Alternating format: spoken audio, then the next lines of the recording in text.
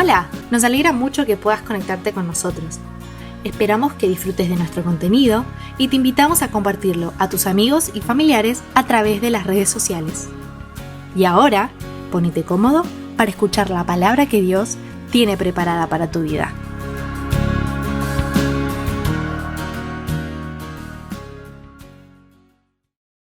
Vamos a ver un video, un precioso video de Proyecto Biblia, que es una institución, una organización que hace cosas tremendas presentando la palabra de Dios, y esto nos va a dar de alguna manera una introducción a la palabra que vamos a compartir en esta mañana. Así que vamos a este video, por favor. Si has estado cerca de cristianos, probablemente has escuchado esa idea de tener una relación personal con Dios, lo que en la Biblia puede significar muchas cosas, como que Dios sea tu amigo, tu padre o tal vez tu maestro. Pero hay una forma en particular en la que la Biblia habla sobre esta relación y la encuentras por todos lados. Curiosamente, no hablamos mucho sobre ella y es la idea de una asociación con Dios. Una asociación es como trabajar junto a alguien para alcanzar una meta juntos. Cierto, y eso es justamente lo que ves al principio de la Biblia. Dios crea este mundo bueno y lleno de potencial. Luego Dios establece a estas criaturas únicas, los humanos, como sus socios para sacar más y más cosas buenas de todo ese potencial. Pero los humanos no quieren ser socios de Dios, se rebelan y tratan de crear un mundo en sus propios términos.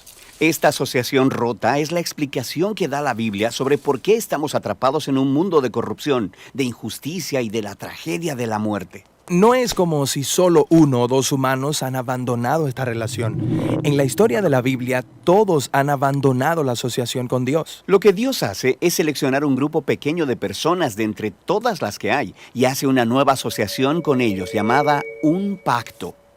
En un pacto, Dios hace promesas y luego, a cambio de eso, pide a sus socios que cumplan ciertos compromisos. El propósito de todo esto es de alguna manera usar esta relación de pacto para renovar su asociación con todas las demás personas. De hecho, se nos dice 4 veces en el Antiguo Testamento que Dios inició una relación de pacto con Noé, Abraham, la nación de Israel y el rey David. Es a través de estas personas que Dios está formando una familia del pacto, en la cual todas las personas terminarán siendo invitadas. Veamos cómo funcionan. El primero es con Noé. En esta historia, Dios acaba de traer el diluvio para limpiar al mundo de la corrupción humana, y Noé y su familia son los únicos que quedan. Así que Dios hace un pacto con Noé diciendo: escucha, sé que los humanos seguirán siendo malvados, pero a pesar de eso, no los voy a destruir así otra vez. En lugar de eso, la tierra será un lugar confiable para que trabajemos juntos. Genial. ¿Y qué tiene que hacer Noé? Nada. Y justo eso es lo que hace tan interesante este primer pacto. Dios está prometiendo ser fiel, aunque sabe que los humanos no lo serán. La próxima vez que vemos a Dios hacer un pacto es con un hombre llamado Abraham. Dios lo elige y promete bendecirlo, darle una gran familia y mucha tierra donde ellos puedan prosperar. A cambio, Dios le pide a Abraham que confíe en él y que enseñe a su familia a hacer lo que es bueno y justo. Dios dice que la razón de este pacto es que de alguna manera Él traerá bendición a todas las familias del mundo a través de esta familia. La próxima vez que vemos a Dios hacer otro pacto es cuando la familia de Abraham crece hasta convertirse en la tribu de Israel. Este pacto es con toda la tribu. Dios les pide que obedezcan una serie de leyes que son una guía para vivir bien como la comunidad de socios de Dios. Si ellos hacen esto, entonces Dios promete bendecirlos y que se convertirán en un pueblo que les representaría ante el resto de la humanidad. Y el último pacto es con el rey David. Sí, la tribu de Israel se ha convertido en una enorme nación gobernada por David. Dios le pidió a David y a sus descendientes que se asociaran con él, dirigiendo a Israel a obedecer las leyes para hacer lo que es bueno y justo. Dios promete que un día uno de los hijos de David vendría y extendería el reino de Dios de paz y bendición a todas las naciones. Esos son los 4 pactos que Dios hace para restaurar su asociación con todo el mundo. Pero esto es lo que sucede. Israel rompe el pacto. Ellos adoran a otros dioses. Ellos permiten horribles injusticias. Así que pierden su tierra y son llevados al exilio. Pero durante este tiempo, los profetas de Israel hablaban de un día en el que Dios iba a restaurar de alguna manera estos pactos, a pesar del fracaso de Israel. Ellos le llamaron el nuevo pacto. De hecho, esto es lo que es tan interesante acerca de Jesús. Él es presentado en esta historia como el que cumple todas estas relaciones de pacto. Se nos dice que Él es de la familia de Abraham. Él traerá las bendiciones de esa familia a todo el mundo. Se nos dice que Él es el israelita fiel que es capaz de obedecer verdaderamente la ley. Se nos dice que Él es el rey del linaje de David y Él va extendiendo el reino de Dios de justicia y de paz para todos. Eso es realmente impresionante para un solo hombre. Lo que esto resalta es tal vez la declaración más impresionante de todas acerca de un hombre, que Jesús no es un simple hombre, sino Dios hecho hombre. Dios hizo esto para ser ese socio fiel del pacto que nosotros fuimos diseñados para ser, pero no pudimos ser. A través de Jesús, Dios ha abierto un camino para que cualquier persona pueda estar en asociación renovada con Él. Jesús llama a las personas a seguirle y convertirse en parte de su nueva familia del pacto. A pesar de las fallas de estas personas, Jesús está comprometido en convertirlos en socios que se vuelven más y más fieles. La historia de la Biblia termina con una visión de un mundo lleno de bondad y paz, completamente renovado. Hay una humanidad renovada que está trabajando junto con Dios para expandir la bondad de su creación. El final de la historia de la Biblia es en realidad un nuevo comienzo. Muy interesante, ¿verdad? La Biblia es un libro de pactos. De hecho, cuando nosotros decimos Antiguo Testamento, estamos diciendo Antiguo Pacto. Y cuando decimos Nuevo Testamento, estamos diciendo Nuevo Pacto. Vale decir que todo el desarrollo de la palabra de Dios nos habla de los pactos de Dios con nosotros. Pactos que de alguna manera eran señalados en ese tiempo. Cuando Dios establecía un pacto o lo renovaba ese pacto, lo señalaba de alguna manera para que el pueblo fuera consciente de ese pacto. Esta mañana vamos a hablar de esto, de un pacto que Dios renueva con su pueblo. ¿Y cuáles eran las señales que utilizaba Dios? Usaba objetos que eran estables, permanentes, firmes, que no se gastaban en el tiempo. ¿Sabe qué usaban? Lo que nos dijo antes Clelia cuando estuvo acá, piedras. De hecho, a Jesús se lo llama el fundamento sobre el cual Dios ha puesto todas las cosas y específicamente la iglesia. Nadie puede poner otra piedra. Él es la piedra que desecharon los edificadores, dice la Biblia. Es el fundamento de la vida de la iglesia y es el fundamento nuestro, porque es un pacto. Jesús en sí mismo es pacto. Dios pactó en Él con nosotros. Cada vez que pensamos en la cruz, tenemos que pensar en un pacto que no puede ser roto, que no puede ser quebrado. Por eso se relaciona la persona de Jesús, se le da como un símbolo con las piedras. Hoy quiero hablarles de una ocasión en que Dios tuvo que renovar su pacto con su pueblo. El texto está en primer libro de Samuel, capítulo 7, versículo 12. Primer libro de Samuel, capítulo 7, versículo 12.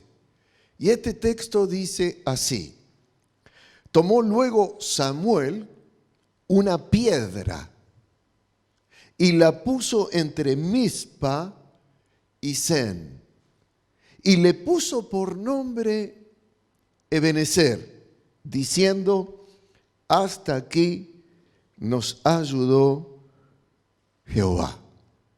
Hasta aquí nos ayudó el Señor. Yo quiero comenzar este mensaje haciendo una aclaración que me parece que es justa y de alguna manera también necesaria sobre el nombre que el profeta Samuel le da a esa piedra que es erigida como una señal para el pueblo de Dios. Le pone por nombre Ebenezer. Dice, lo volvemos a leer: tomó luego Samuel una piedra y la puso entre Mizpa y Sen, y le puso por nombre Ebenezer, diciendo: hasta aquí nos ayudó el Señor. Muy bien, si yo les hago esta pregunta a ustedes, quiero que me respondan, y allí en casa también. ¿Qué significa Ebenezer según lo que acabamos de leer? Generalmente la mayoría de nosotros, en realidad yo no, Pero la mayoría de nosotros, los estudiantes de la Biblia, los pastores aún, y aún ministerios de iglesias que le pusieron Ebenezer como nombre al ministerio, dicen Ebenezer significa hasta aquí nos ayudó el Señor. Ya que siempre se confunde la acción de ayuda que brinda el Señor a su pueblo en este pasaje que hoy vamos a examinar con el símbolo que el profeta declara acerca de la persona del Señor al colocar esa piedra. Ebenezer no significa hasta aquí nos ayudó el Señor. Hoy nos desanamos. Hoy entendemos algo. Confundimos la acción específica de ayuda del Señor a su pueblo, cosa que Samuel declara al colocar esa piedra como señal, y dice, hasta aquí nos ayudó el Señor, hasta aquí nos auxilió, hasta aquí nos acompañó el Señor, con lo que en realidad significa esa piedra. Porque esa piedra que Samuel coloca, vuelvo a repetir, como un símbolo, como una señal de pacto, no es un símbolo de lo que Dios hace, sino es una representación física y muy concreta, como lo es una roca maciza, de la personalidad y del carácter espiritual de nuestro Dios. No es lo que Dios hizo o hace por su pueblo, sino lo que Dios es. Ebenezer significa piedra de ayuda, pero no referida a la acción de Dios, sino referido al carácter permanente, firme, estable, inmodificable de nuestro Dios. Esa piedra no es un símbolo de un obrar milagroso de Dios en auxiliar a su pueblo, como lo que vamos a ver ahora, sino de lo que Dios es. Dios es piedra de ayuda. Es esto lo que el profeta Samuel tiene como intención que suceda al erigir ese monumento, porque ponían las piedras como un monumento. ¿Vieron cuando ustedes van por la Plaza San Martín, que ven a un hombre en una estatua sentado sobre el caballo y dicen, es San Martín con la bandera?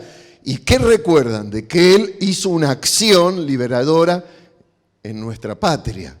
De la misma manera había monumentos que recordaban quién era Dios, no lo que Dios hacía. Ebenezer no significa hasta aquí nos ayudó Dios. Ebenezer significa eben, piedra, eser, ayuda, auxilio, asistencia. Dios es piedra de ayuda. Pero para que podamos comprender mejor el significado de este nombre, Ebenezer, es necesario que nos metamos un poco, que examinemos brevemente la historia que hay detrás de este nombre. ¿De acuerdo? En ese tiempo no estaba construido todavía el templo en Jerusalén. No existía templo. El templo construyó el hijo del rey David, Salomón, muchos años después. La gente no adoraba en Jerusalén, sino adoraba en una ciudad que se llamaba Silo, en un pueblo que se llamaba Silo, en donde estaba un tabernáculo como el que habían marchado en el desierto, un tabernáculo movible, y allí adentro del tabernáculo había un arca que se llamaba el arca del pacto. ¿Por qué se llamaba el arca del pacto? Por lo que vimos recién. Porque allí en el arca estaban los mandamientos que Dios le había dado a su pueblo a través de Moisés. Estaban las piedras con los mandamientos escritos. Entonces, ese lugar era el lugar en donde iba a adorar el pueblo de Dios a ese tabernáculo, porque allí estaba la presencia de Dios. ¿Qué representaba el arca? La presencia de Dios, la gloria de Dios.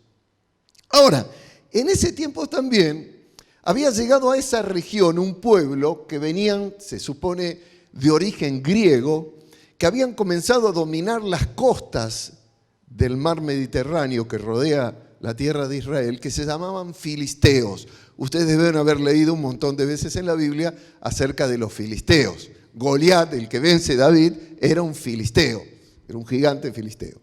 Bueno, estaban en permanente guerra con Israel. Los filisteos querían dominar la región y estaban en permanente guerra con Israel. ¿Qué hacía Israel cada vez que se enfrentaba con sus enemigos? ¿Saben lo que hacían? Cuando las cosas se ponían difíciles, iban a Silo, sacaban el arca del pacto y se la llevaban al frente del combate. ¿Por qué? Porque el arca del pacto era el símbolo de la presencia y de la gloria y del poder de Dios. Y entonces de esa manera se aseguraban que iban a poder vencer a sus enemigos.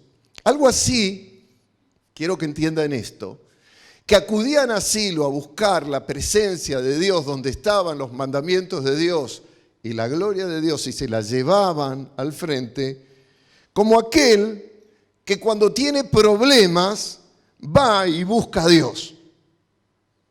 Más o menos así. Se había desvirtuado la relación del pueblo con Dios. Se había convertido en algo religioso, vacío de sustento.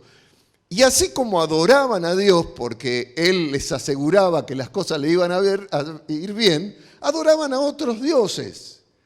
Adoraban a Astarot, que era la reina fenicia de la prosperidad, y adoraban a otros ídolos de las naciones vecinas. Adoraban lo que le venía bien conforme a lo que ellos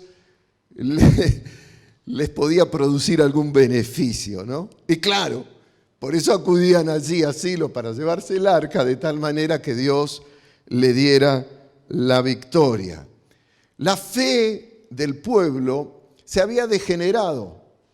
Habían roto su pacto con Dios, su parte del pacto con Dios, la habían quebrado. Y entonces la idolatría había convertido el corazón del pueblo en su relación con Dios en una expresión vacía de contenido. Era puramente externa, religiosa, corrupta inclusive. En ese tiempo el juez y profeta, sacerdote en Israel se llamaba Elí. Y la Biblia nos cuenta que tenía 2 hijos que iban a sucederlo como jueces, supuestamente, no pudieron llegar a hacerlo, que eran tremendamente corruptos. Se robaban las ofrendas que llevaba la gente, tenían relaciones sexuales con las mujeres cuando iban al templo. Eran 2 bandidos los tipos. ¿Por qué? Porque Elí no les había dado una correcta dirección en sus vidas. La religión estaba vacía de contenido.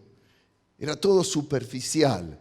Buscaban a Dios solamente por sus beneficios. Si estaban en problemas, si estaban en crisis, si eso superaba lo que los ídolos podían darle, entonces iban a Silo para buscar en el arca de Dios que Dios le diera la victoria. Manipulaban su relación con Dios, como también manipulaban a los ídolos. Porque ustedes saben que los ídolos son manipulables. Al ídolo se le ofrece algo para que el ídolo le dé algo a uno.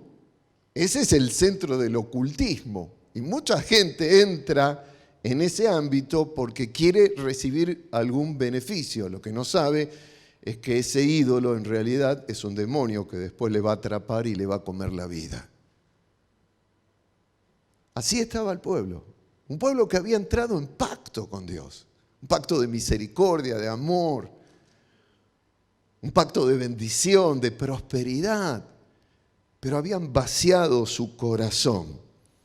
El arca del pacto se había convertido en un amuleto de buena suerte.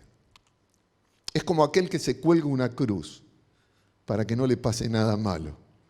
O aquel que pone un crucifijo en la casa para asegurarse que Dios lo va a bendecir. ¿Me están siguiendo? Era un amuleto el arca. Un amuleto de la buena suerte. Así que Dios tiene que poner límites Y lo que ellos pensaban que iba a ser una victoria, lo que les iba a dar la victoria contra sus enemigos, llevar el arca a la batalla, al frente de batalla, dejó de operar en su favor. Un día Dios dijo, basta. Eso lo encontramos en primer libro de Samuel, capítulo 4, versículo 1, y dice, y Samuel habló a todo Israel. Por aquel tiempo salió Israel a encontrar en batalla a los filisteos y acampó junto a Ebenezer, y los filisteos acamparon en Afec. ¿Por qué dice que Samuel habló a todo Israel? Porque él reemplazó a Elí. Después vamos a ver por qué. Empezó a ministrar a Israel. Pero en ese momento se produce esta batalla con los filisteos. Y acampó junto a Ebenezer, y los filisteos acamparon en Afec. Y envió el pueblo a Silo, y trajeron de allá el arca del pacto de Jehová de los ejércitos, que moraba entre los querubines.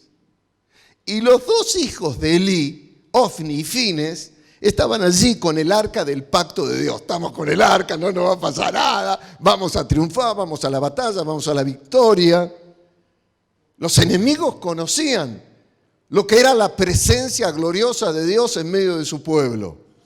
Dice, aconteció que cuando el arca del pacto de Jehová llegó al campamento, todo Israel gritó con tan grande júbilo que la tierra tembló, como la bombonera cuando asistía a la gente.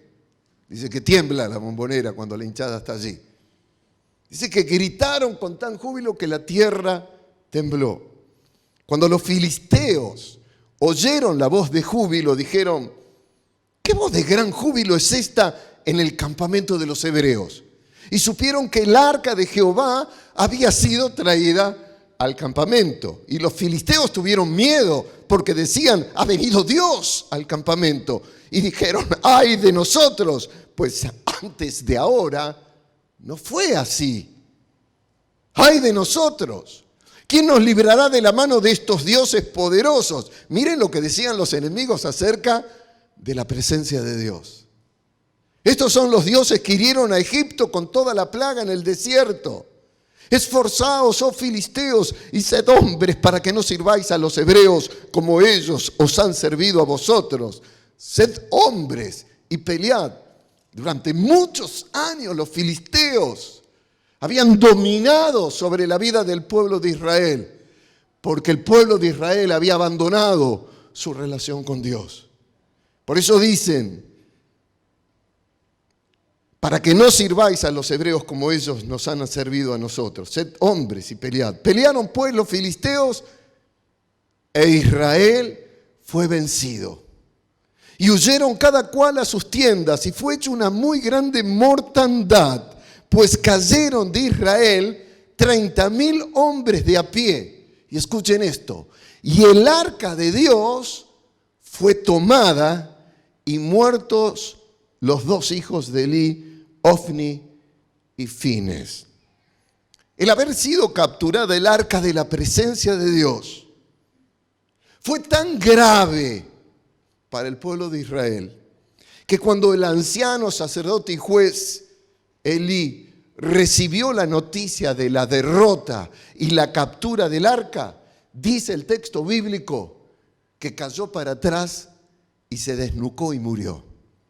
Así en el capítulo 4, versículo 17 dice que un mensajero respondió a Elí diciendo, Israel huyó delante de los filisteos y también fue hecha gran mortandad en el pueblo y también tus dos hijos Ofni y Fines fueron muertos y el arca de Dios ha sido tomada. Y aconteció que cuando Elí hizo mención del arca de Dios, Elí cayó hacia atrás de la silla al lado de la puerta y se desnucó y murió porque era hombre viejo y pesado y había juzgado a Israel 40 años.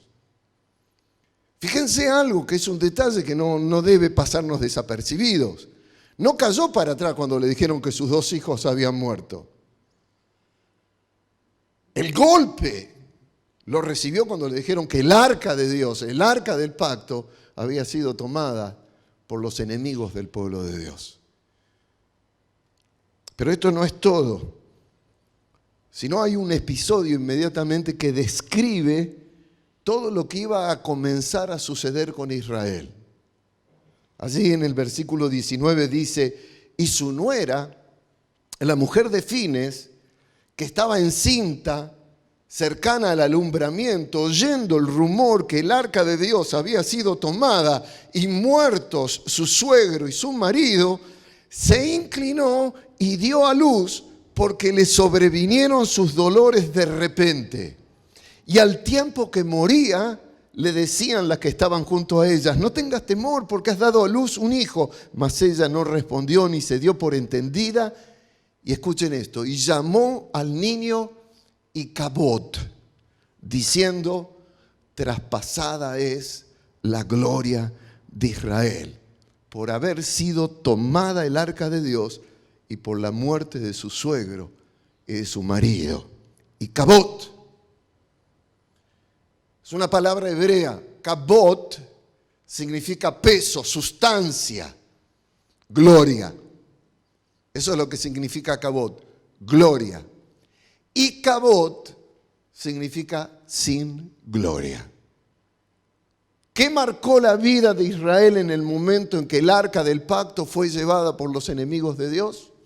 Se quedó sin gloria, sin la gloria, sin el peso de la excelencia, la majestad, el poder, la sabiduría de Dios. El pueblo se quedó sin gloria. Y todo como consecuencia de la actitud de Israel de continuamente romper el pacto, desobedecer al Señor, volcar su corazón a los ídolos, porque idolatría no es un muñeco.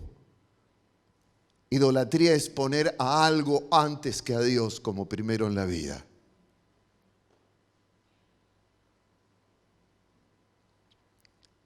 Por haber abandonado lo que se habían comprometido a cumplir y llevar adelante como parte de un pacto de relación con el Señor años atrás. ¿Me van siguiendo? Porque yo quiero que entendamos cuál es la historia atrás de este nombre, Ebenezer, para saber cuál es el significado. Años atrás, el pueblo había tomado un compromiso con el Señor. Ese compromiso, como vimos, no lo había cumplido.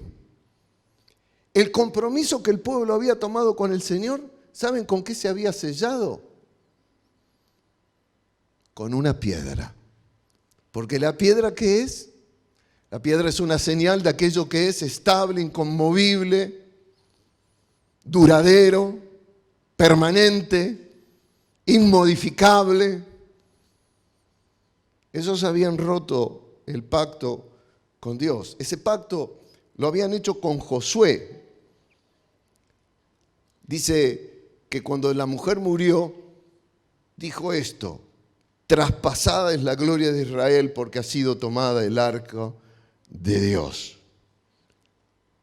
Cuando hicieron un pacto, el pacto se selló con una piedra y esa piedra era señal de que la gloria de Dios les acompañaría siempre si ellos estaban dispuestos a cumplir la parte que les correspondía a su compromiso.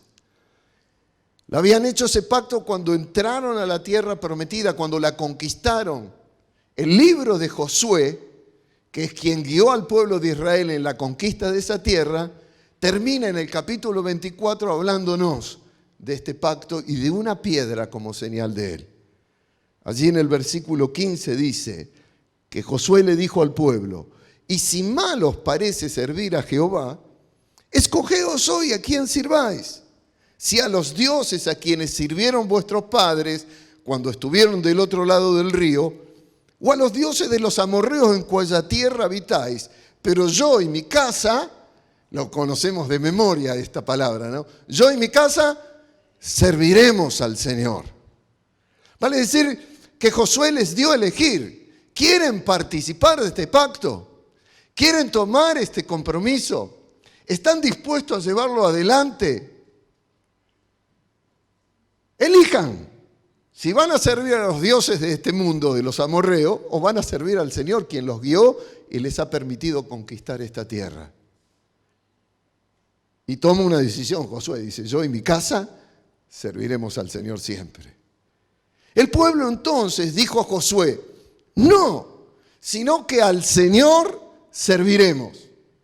Él les dio a elegir y ellos ¿qué contestaron? Libre elección, libre decisión. No, vamos a servir al Señor. Y Josué respondió al pueblo, vosotros sois testigos contra vosotros mismos de que habéis elegido a Jehová para servirle. Y ellos dijeron, testigos somos. Entonces Josué les dijo, quitad pues ahora los dioses ajenos que están entre vosotros e inclinad vuestro corazón a Jehová Dios de Israel.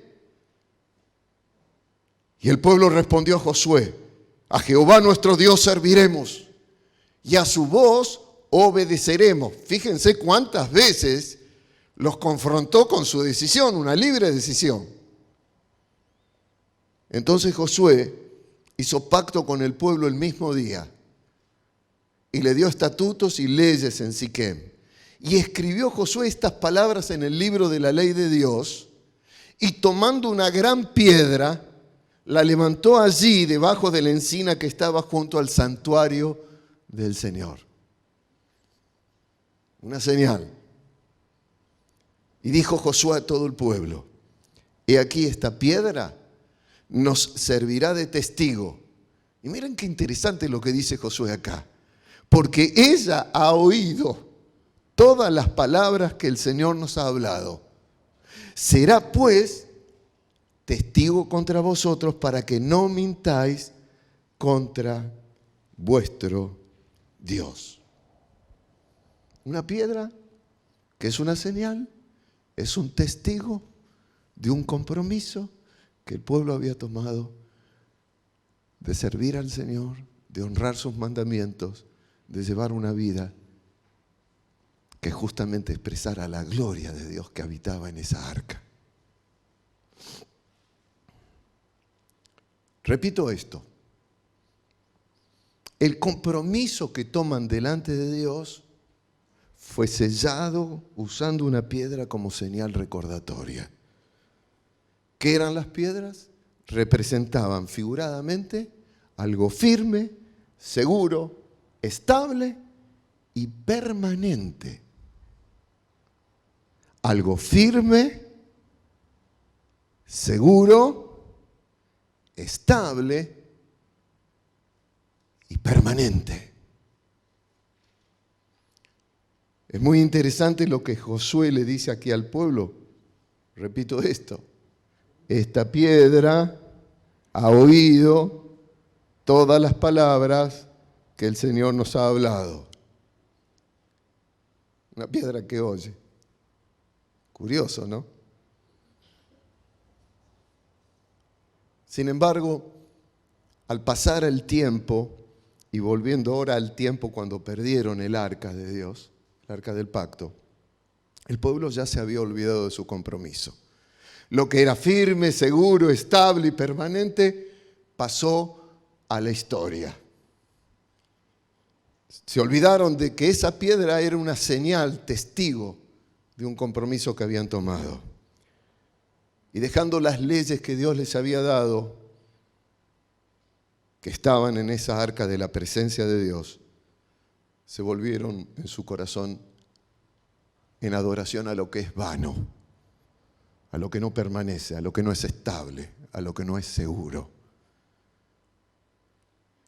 Empezaron a priorizar las cosas que a ellos les parecían de bendición en la vida. Idolatría. Esto nos muestra, mis queridos hermanos,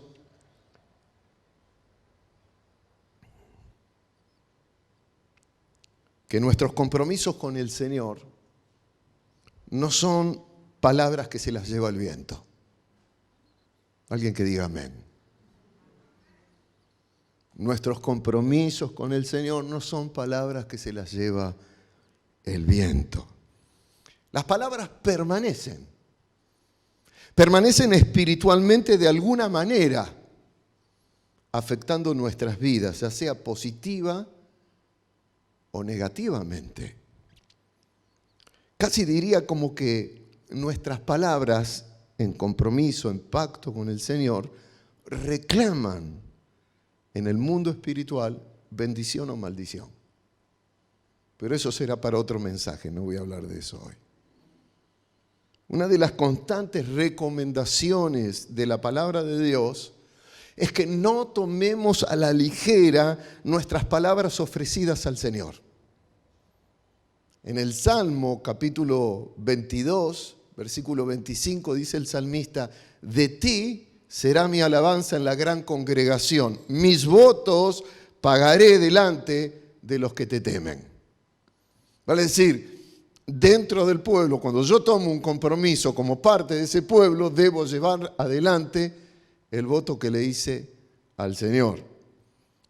En el capítulo 50 de Salmos, en el versículo 14, dice: sacrifica a Dios alabanza y paga tus votos al Altísimo, e invócame en el día de la angustia, te libraré y tú me honrarás. La alabanza no es un canto solamente. La alabanza no es una declaración acerca de lo que Dios hace o es.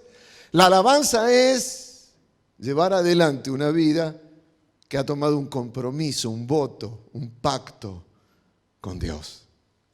Y entonces dice: cuando estés en angustia, quédate tranquilo, yo te voy a liberar. Y miren lo que dice este proverbio, Proverbio 20, versículo 25. Lazo es al hombre hacer apresuradamente voto de consagración y después de hacerlo, reflexionar. Una vez que me he tomado un compromiso con el Señor, ya después no puedo decir: uy, tengo mucho trabajo, no puedo llevar adelante lo que Dios me ha pedido que haga. O no tengo problemas en la familia. O tengo que... Mejor... Bueno, no voy a decirlo. No voy a decirlo. Me tapo la boca. Es un lazo. Cuando nosotros nos comprometemos con un Dios que es estable, permanente, seguro, en todo lo que Él nos dice que quiere hacer con nosotros, y nosotros abandonamos nuestro compromiso con Dios por causa de lo que nosotros creemos prioritario para nuestras vidas, estamos atados. Eso es lazo. Por eso decía que nuestras palabras apresuradas quedan en el mundo espiritual. Así como la roca, la piedra, escuchó las palabras del pueblo en su pacto con Dios. Permanecen. Y es un desafío a nuestras vidas en tiempos difíciles continuar con nuestro compromiso. Por eso las crisis son muy útiles para purificar nuestra vida, para limpiarlas. Y por eso hay tantos que dejan su relación con el Señor en medio de una crisis. Porque se ataron a sí mismos en lo que se propusieron y dijeron que querían hacer para el Señor. Así que este proverbio dice: no seas sonso, no hagas un compromiso a la ligera, sin pensar lo que te comprometes a hacer. No te dejes guiar emocionalmente en tu compromiso con Dios. Es vida. El compromiso con nuestro Dios es espíritu. Las palabras de Dios son espíritu y vida, dijo Jesús. Y nuestras palabras son representativas de ese espíritu y de esa vida. La gran crisis de la iglesia en el mundo es la manera en que el pueblo expresa una alabanza y una adoración que después no vive durante la semana. Un compromiso flu.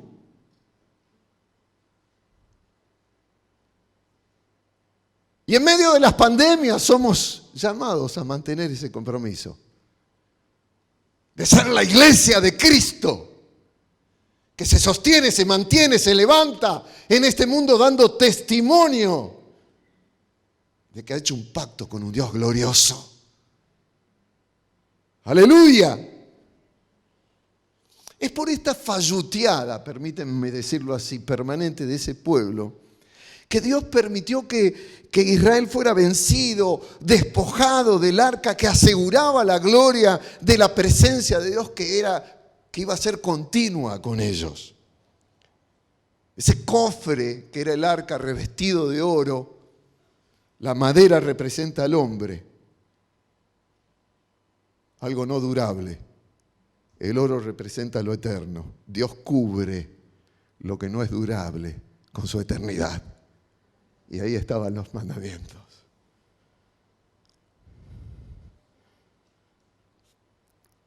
Allí se guardaban los mandamientos. Pero ese pueblo no los llevaba adelante. Si no querían cumplirlos como habían dicho, me pregunto, ¿para qué tenerlos guardados en medio de ellos? ¿No es una pregunta esa? Si no querían obedecer a Dios, ¿para qué tener guardados los mandamientos en ese cofre y usarlos religiosamente? Es como tener la Biblia y decir, creo lo que la palabra de Dios me dice, creo en estas promesas, creo en los propósitos y proyectos de Dios, pero después hago lo que yo quiero. ¿Me siguen la idea? Y así no sirve la palabra de Dios, como no servía el arca en ese momento si ellos tenían esta actitud. Es como decir hoy, yo creo en Dios, yo soy creyente cristiano, pero no vivo de acuerdo con lo que Dios me pide. Nuestro presidente es un ejemplo de esto. Fomenta una ley de muerte y dice, yo no dejo de ser católico por esto. Y así piensa el mundo. Así piensa que puede elegir hacer lo que se le da la gana y decir, soy cristiano. Lo que está pasando en nuestra sociedad es la muestra de lo que puede llegar a pasar en la iglesia si sigue siendo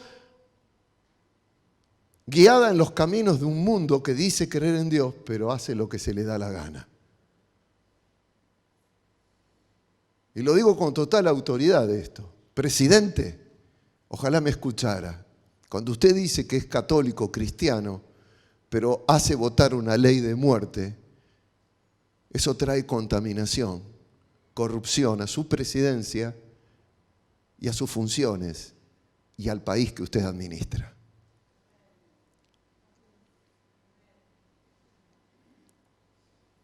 La palabra de Dios y su bendita presencia, hermanos, hermanas, son siempre cosas que se han de manifestar juntas. No existe presencia de Dios sin palabra y no hay palabra de Dios sin presencia. Si ellos no habían respetado la palabra que el Señor les había dado y que ellos tomaron una decisión libre de aceptarla y cumplirla, la consecuencia fue que, como vimos, la gloria de Dios se fue de ellos. Si decimos en nuestra Constitución que le establecemos en Dios como fuente de toda razón y justicia, pero después aprobamos leyes contra lo que decimos sostener, no podemos esperar que nuestro país prospere bajo la gloria del Dios en que decimos creer. Es necio. Pero volviendo a nuestro mensaje, porque aplico estas cosas para que entendamos por qué están pasando las cosas que están pasando en nuestra patria. Volviendo a nuestro mensaje y a nosotros, durante todos esos años posteriores, al dejar de estar con ellos el arca de la presencia de Dios, eso produjo que el pueblo fuera dominado, oprimido duramente por los filisteos. Según los libros históricos, el pueblo filisteo era un pueblo cruel. No permitía que aquellos lugares donde ellos dominaban prosperaran, se quedaban con todo. Una mirada a nuestra realidad. Se están quedando con todo lo nuestro. Pero dije que me iba de todo esto. Fueron 20 años de una opresión terrible. Terrible.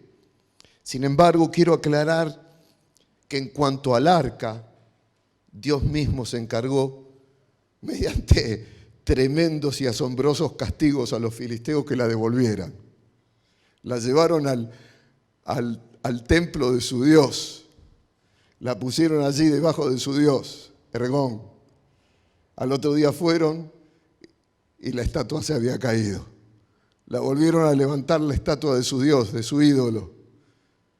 Al otro día fueron y se le habían roto la cabeza y los pies y se había caído la estatua. Dios se encargó de hacerlo. Y como no querían dejar libre al arca de Dios, donde estaba el pacto de Dios con su pueblo, empezaron a formarse tumores en su cola. Terribles tumores que no le dejaban moverse.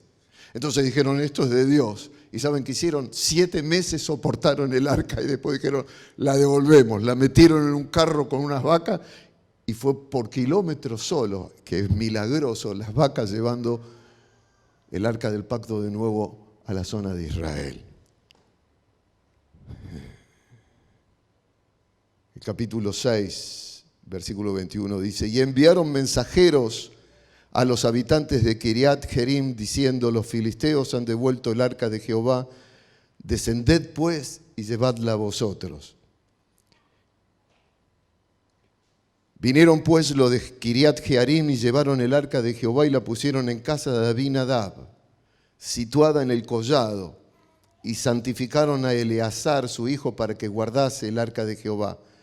Desde el día que llegó el arca a Kiriat Jearim, pasaron muchos días, 20 años, y toda la casa de Israel lamentaba en pos de Jehová.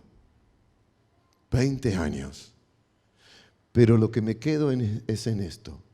De repente el pueblo, después de tantos años de estar vacíos de la gloria de Dios, comienza a reaccionar.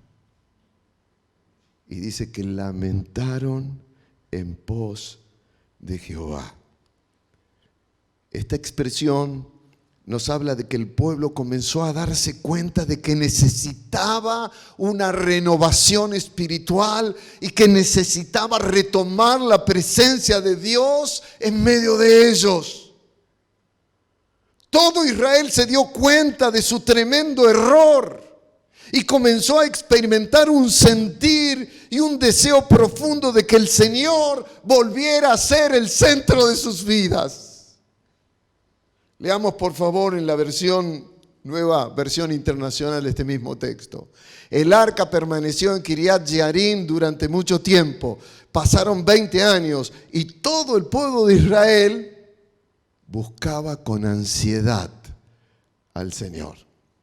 La Biblia de las Américas lo traduce así. Y sucedió que pasó mucho tiempo, 20 años desde el día en que el arca quedó en Kiriat Jearim, y toda la casa de Israel añoraba al Señor. Comenzaron a buscar con ansiedad al Señor. Comenzaron a añorar su relación íntima con Él. Añorar su presencia en medio de ellos. Comenzaron a buscar con ansiedad su gloria. No queremos estar más sin su gloria. Empezaron a buscar a Dios. Y fue entonces, mis hermanos, cuando comenzó una verdadera renovación espiritual en Israel, que permitió que la gloria de la presencia de Dios volviera a manifestarse en medio de ellos. Alabado sea el Señor. Es interesante comprobar cómo las crisis que el Señor permite muchas veces nos llevan a reflexionar nuestra situación espiritual y a buscar profundamente de la presencia del Señor. Pero como consejo diría, amados, amadas, no esperemos que pasen 20 años de sufrimiento y de dolor.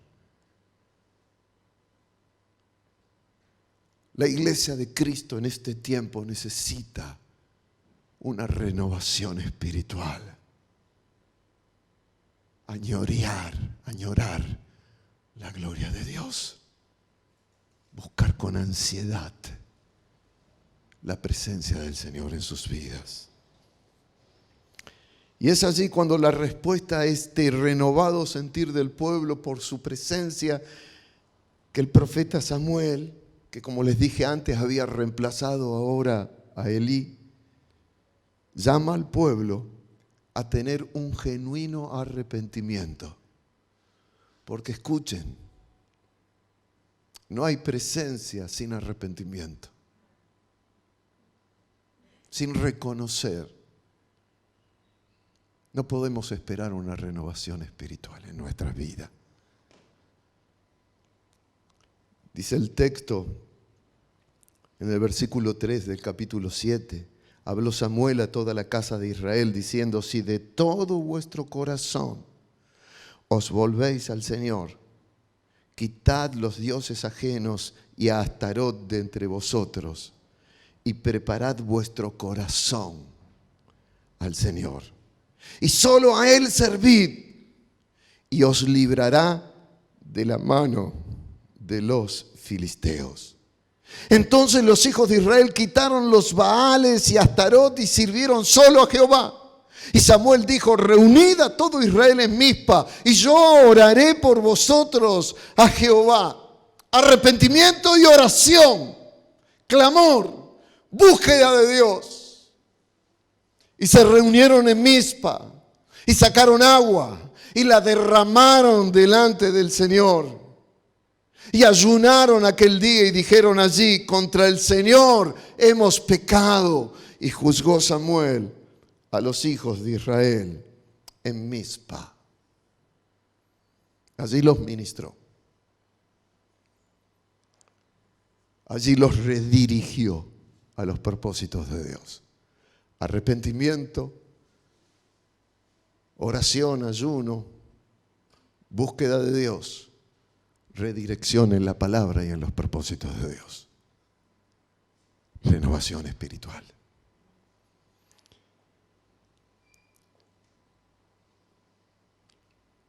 Dice el versículo 7. Cuando oyeron los filisteos que los hijos de Israel estaban reunidos en Mizpa, subieron los príncipes de los filisteos contra Israel. Y me detengo aquí para decirte esto. El diablo no se preocupa por aquellos que siguen viviendo su relación con Dios de una manera religiosa y vacía. Pero apenas se enteran que el pueblo de Dios se arrepiente y comienza en oración y en sincera decisión de vida buscar la presencia de la gloria de Dios, ahí el diablo se pone loco. No se va a preocupar por los que no están renovados. Pero miren lo que sigue. Y al oír esto, los hijos de Israel tuvieron temor de los filisteos. Entonces dijeron los hijos de Israel a Samuel: no ceses de clamar por nosotros a Jehová nuestro Dios para que nos guarde de la mano de los filisteos. Claro, venían con la costumbre de estar sin la gloria de Dios. Venían en sus propias fuerzas ahora, 20 años sin presencia, acostumbrados a hacer las cosas por ellos mismos, por sus propias fuerzas, por su propia sabiduría, por sus propios propósitos, enfrentar los problemas como los podían ellos resolver de alguna manera. Tuvieron miedo cuando se enteraron que los filisteos venían. Y Samuel tomó un cordero de leche, un cordero,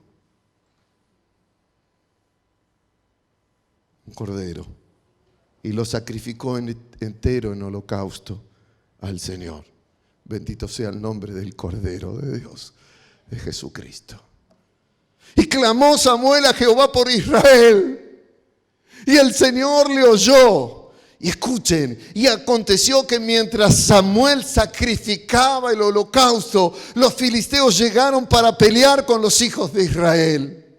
Mas el Señor tronó aquel día con gran estruendo sobre los filisteos y los atemorizó y fueron vencidos delante de Israel. Y saliendo los hijos de Israel de Mizpa, siguieron a los filisteos hiriéndolos hasta abajo de Betcar. Tomó luego, y ahí está nuestro texto, Samuel una piedra y la puso entre Mizpa y Sen, en el mismo lugar en donde habían puesto una señal años atrás Josué, que ellos no habían llevado adelante en compromiso. Y le puso por nombre Ebenezer, diciendo: hasta aquí nos ayudó el Señor. Y así fueron sometidos los filisteos y no volvieron más a entrar en el territorio de Israel. Nunca más el enemigo tendrá autoridad en tu vida si con todo tu corazón buscas renovarte en tu relación con Dios. Y la mano del Señor estuvo contra los filisteos todos los días de Samuel. Y escuchen, y fueron restituidas a los hijos de Israel las ciudades que los filisteos habían tomado de los israelitas desde Cron hasta Gat. E Israel libró su territorio de mano de los filisteos y hubo paz entre Israel y el amorreo. La bendición que genera la gloria de Dios hace que todo lo que el diablo nos robó nos sea restituido. Bendito sea el nombre del Señor. Así que a partir de que el pueblo buscó una nueva y profunda relación con el Señor, fue tal la manifestación de su glorioso poder que se terminaron los conflictos con los filisteos y le fue restituida toda su tierra. Es entonces aquí que entendemos cuándo y qué significa que Samuel haya puesto esa piedra como una señal y haya dicho: Ebenezer, hasta aquí nos ayudó el Señor. Quiero que releamos el texto. Me gustaría que te quede grabado en tu corazón. Tomó luego Samuel una piedra y la puso entre Mizpa y Sen, allí donde el lugar donde ellos no habían respetado el pacto. Renovó su pacto Samuel con el pueblo y le puso por nombre Ebenezer, diciendo, hasta aquí nos ayudó el Señor. Si reparamos en este texto correctamente, podemos ver que el profeta Samuel le pone el nombre Ebenezer a la piedra y recién después declara sobre ese símbolo: hasta aquí nos ayudó el Señor. Porque como vimos al comenzar, esta declaración no es lo que encierra el significado de la piedra levantada como testimonio delante del pueblo. Esa piedra con el nombre Ebenezer no habla de la acción de ayuda específica de Dios en esa ocasión, sino del carácter que le pertenece a Dios y su disposición permanente hacia nuestras vidas, por la cual Él siempre va a actuar fielmente a favor de su pueblo cuando su pueblo decide buscarle genuinamente y de todo corazón. Siempre el Señor va a actuar así. Es justamente ese carácter, mis queridos hermanos, lo que nos asegura la permanencia inmutable, estable y segura del ser de nuestro Dios, obrando siempre dispuesto en misericordia, en perdón, en auxilio a favor de su pueblo. Esto es lo que revela el nombre Ebenezer. Ebenezer significa: Dios es mi piedra de ayuda. Siempre. Siempre. Es decir, que el símbolo de esa piedra colocada allí como una señal y la declaración que el profeta hace sobre ella se unen para describir quién es nuestro Dios. No solamente lo que Dios hace. Es muy importante distinguir entre lo que creo que Dios hace y lo que creo que Dios es. Y no buscar a Dios por lo que Él hace, sino consagrar mi vida para su gloria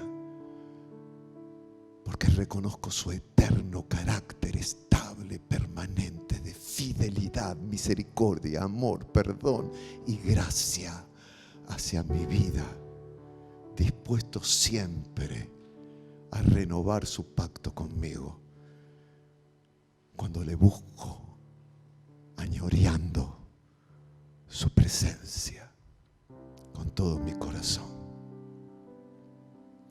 El símbolo, esa piedra, tiene que ver con quién es Dios.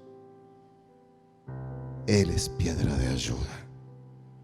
La declaración del profeta, hasta aquí nos ayudó al Señor, tiene que ver con lo que Dios hizo, pero por causa de lo que Dios es, por causa de su carácter, por causa de cómo siempre Él obra con su pueblo, de acuerdo a la nobleza de su ser.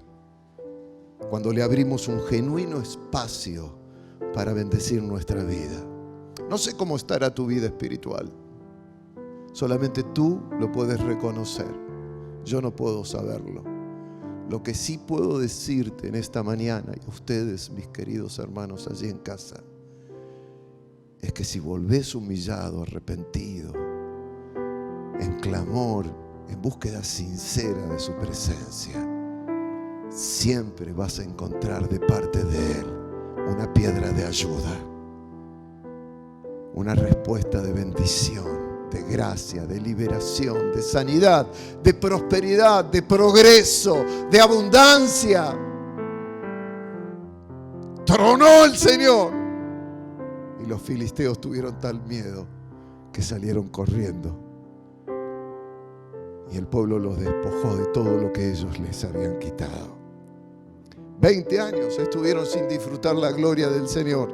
Pero apenas le buscaron y lo anhelaron, el Señor se reveló a su vida como piedra de ayuda. Ese es su nombre, piedra de ayuda. No es el nombre de una acción, es el carácter permanente de Dios y la disposición de Dios hacia nosotros. Piedra de auxilio, piedra de socorro, piedra de ayuda. Digan conmigo, Dios siempre es piedra de ayuda. Con barbijo puesto y todo. Dios siempre es piedra de ayuda. Y ahora te doy permiso por unos segundos. Bájate el barbijo y decilo con toda tu voz. Dios es siempre piedra de ayuda. Voy a ponerte el barbijo. Eso es lo que el profeta quiso hacer. Quiso que siempre el pueblo de Dios pudiera recordar y tener presente que la respuesta de Dios a una búsqueda sincera de su presencia siempre va a concluir con una manifestación de su eterno carácter como piedra de ayuda. Este tiempo en el mundo no va a poder ser soportado en las fuerzas o en la ciencia o en la sabiduría del hombre, mis hermanos y mis hermanas. Este tiempo solamente va a poder ser sobrepasado por aquellos que tengan una genuina relación de intimidad profunda con Dios. El domingo que viene les voy a hablar de la visión que Dios me ha dado para este tiempo. Este 2021 va a ser un año de profundidad. Un año de volver a meternos en lo profundo de Dios para que Él nos revele su gloria. Yo te aseguro esto. O corres delante de los filisteos, un mundo que no reconoce a Dios, o los filisteos corren delante tuyo. Renová tu vida espiritual. Comenzá en este año a decir: no me conformo con lo que ahora he vivido. Y si tal vez te das cuenta que tuviste una religión ahí vacía, tan más pegada al mundo que al Señor, es tiempo de reconocerlo y confesarlo y pedirle a Dios: Señor, sálvame. Señor, me arrepiento. Señor, me humillo. Deja las redes sociales. Deja de darle tanto tiempo a Instagram con todas esas boberías que a veces entretienen tu tiempo. Empezá a buscarlo a Dios en la palabra. Porque la palabra permanece para siempre. Lo demás es efímero, rápido, tan rápido como tocar el celular y cambiar de red. Intimá en tu hogar, en tu casa. ¿Cuánto hace que no te pones de rodilla en tu cama delante de Dios? ¿Cuánto hace que no le das más de 5 minutos al Señor y 3 oraciones para darle gracias en la comida?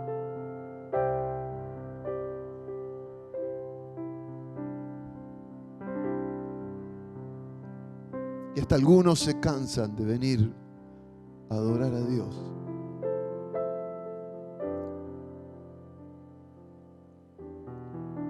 Y se libera un poco lo presencial. Me quedo en casa.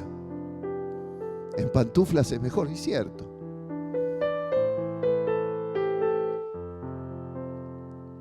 Pero yo estaré en el lugar donde invoquen mi nombre y allí traeré mi bendición, dice el Señor. Es tiempo, mi hermano, mi hermana, es tiempo de despertar. No estamos viviendo un tiempo fácil. Los filisteos de este mundo están llevando las cosas, aleluya, hacia el fin de los tiempos. Pero está marcado que Cristo viene pronto.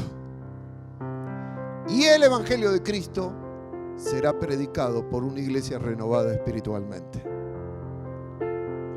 Y llegaremos a todo el mundo una vez más. Amén. Hay una piedra que escuchó un pacto. Hoy los bancos están escuchando también. O las paredes. Cristo nuestra piedra de apoyo. Cristo nuestra piedra de socorro. Sí, Señor. Queremos adorarte ahora, Señor. Queremos cantar para ti, ofrendarte nuestras vidas.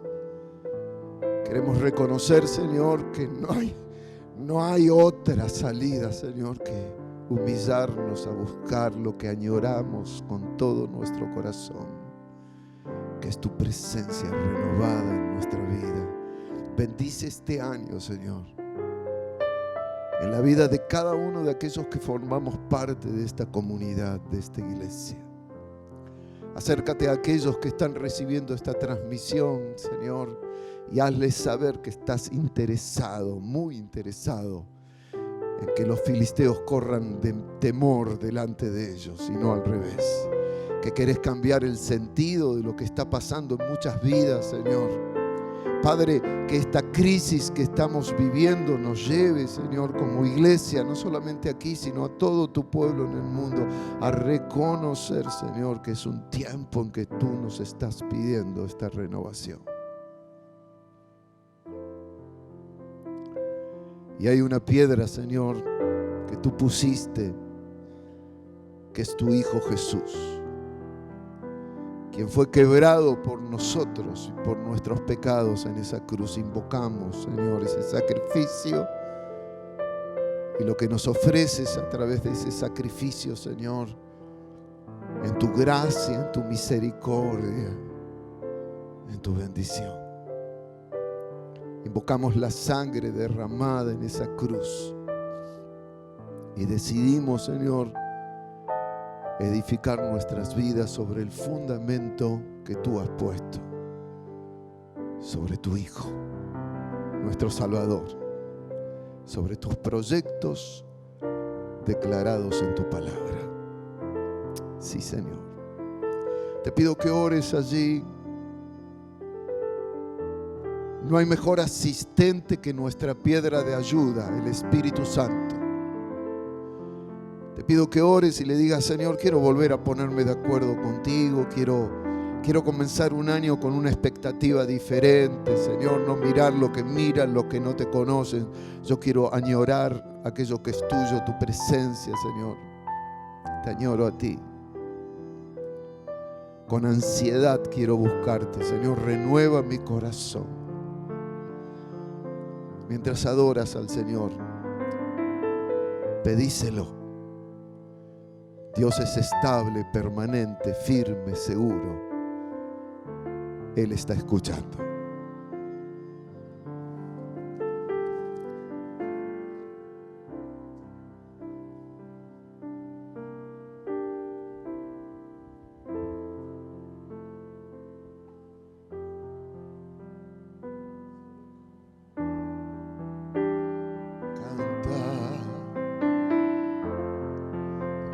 Basta solo con decir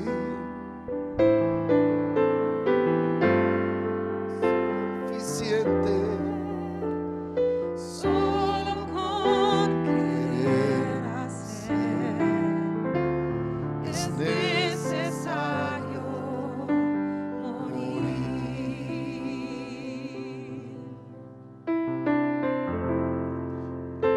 no Basta solo con soñar.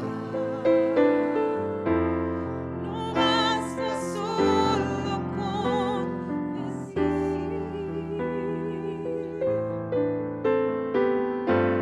No es suficiente solo con querer tener. Es necesario morir. decimos al Señor, toma mi vida.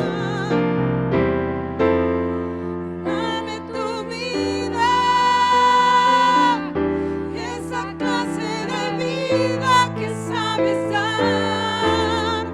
Dame tu vida, yo quiero vivir solo para ti. Dame tu vida, resucítame en ti. Yo quiero vivir solo para ti. No basta. No basta solo con cantar. No basta solo con decir. No es suficiente. Hermanos que van a recoger la ofrenda, No es acérquense. suficiente solo con querer hacer. Es necesario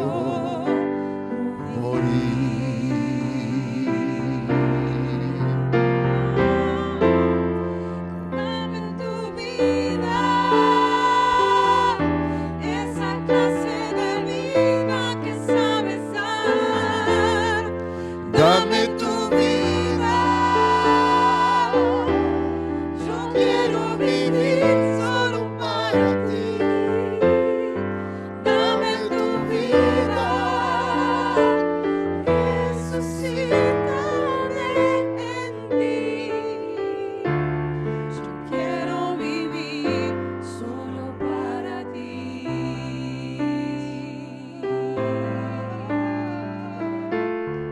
Yo quiero vivir solo para ti.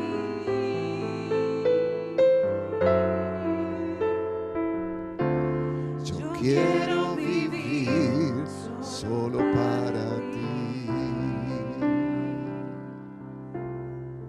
Nuestro Dios y nuestro Padre que estás en los cielos, te damos gracias por tus cuidados, por tu fidelidad, por tu amor, Señor, por todo lo que diste, por todo lo que das, por aquello que no das, Señor, porque tienes un propósito sobre nuestra vida, Señor.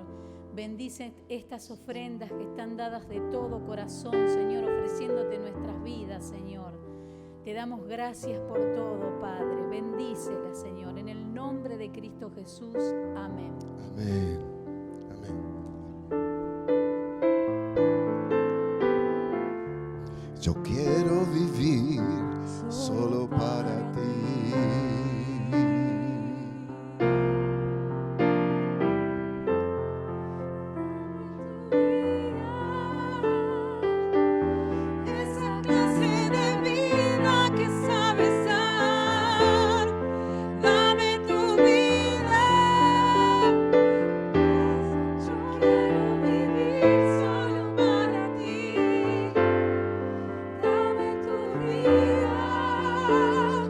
Resucítame en ti.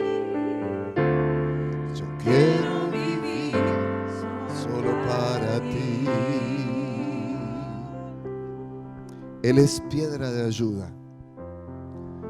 Su nombre es piedra de auxilio. Permanece, es estable, es firme, es inmutable, no cambia. Dios es siempre igual. Nosotros no somos así. Pero qué bueno en esta mañana poder decirle al Señor: Señor, yo quiero mantener mi compromiso contigo. Lo que te he dicho antes lo vuelvo a renovar. Lo que un día me comprometí a llevar contigo en la vida, quiero que se cumpla en mi vida, Señor. Yo vuelvo a ti, me renuevo espiritualmente en tu presencia. Te añoro con todo mi ser. Quiero dar gracias a todos los hermanos y hermanas que han llevado adelante su compromiso con las ofrendas ofrecidas al Señor. Eso nos ha permitido durante todo este tiempo, estos meses tan críticos, llevar adelante todos los compromisos que tiene la iglesia con sus misioneros. Hemos podido cubrir todo lo que externamente, fuera de las fronteras de la Argentina, nos habíamos comprometido en llevar. Al norte de África, Europa Oriental, al oriente de este mundo. Es más, hay todavía hermanos que se están preparando para salir. Dios está respondiendo de una manera maravillosa también así. Hemos podido cubrir las ofrendas para sostener nuestras obras misioneras en toda esta zona, en Juana Coslay, también en San Luis. Yo quiero darles gracias, hermanos, por su fidelidad en pacto con Dios. Eso tiene prosperidad de parte del Señor también. Nos despedimos, les amo, que tengan, vuelvo a repetirlo, un año formidable de renovación espiritual. Que vayan a lo profundo de Dios, que este año lo puedan conocer más que nunca al Señor. Que se revele Dios en bendición sobre todas sus vidas. Gracias, que estén muy bien, mis hermanos, que estén en bendición. Nos vemos mañana a las 20 horas en nuestro devocional. Con nosotros. De todo corazón, esperamos que haya sido de bendición para tu vida. Ten presente que podés volver a escuchar los mensajes anteriores en nuestros canales de iVoox y Spotify. Y si te interesa, podés instalar nuestra aplicación donde